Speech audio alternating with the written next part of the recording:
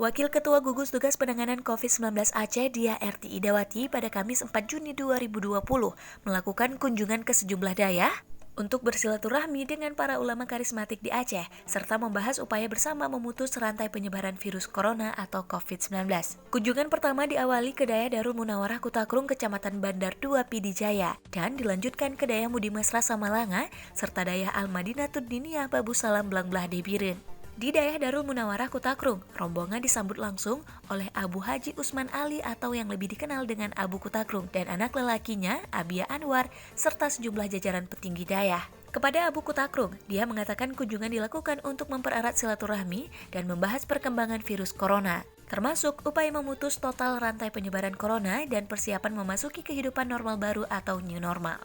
Dia juga berterima kasih atas doa yang telah dipanjatkan para ulama selama ini agar Aceh dijauhkan dari berbagai mara bahaya dan penyakit. Dia mengatakan berkat usaha dan doa semua pihak, mulai dari pemerintah, para ulama, dan seluruh masyarakat Aceh, virus corona di Tanah Rencong tidak separah di daerah lain. Karena itu dibutuhkan persiapan khusus untuk memasuki new normal dengan tetap menerapkan protokol kesehatan, termasuk di dalam dunia pendidikan Daya, di mana pola hidup bersih dan sehat harus diterapkan, diantaranya dengan selalu mengenakan masker bagi para santri dan menjaga jarak dan juga rajin mencuci tangan menggunakan sabun.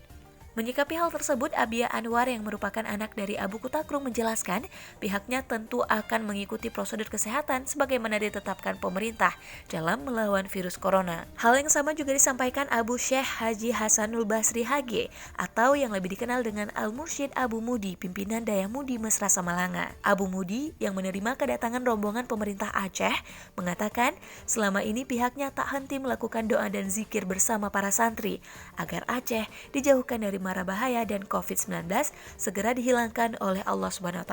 Sambutan hangat juga diperlihatkan Haji Muhammad Amin atau yang lebih dikenal dengan Abu Tumin, pimpinan Dayah Babu Salam Blangblah.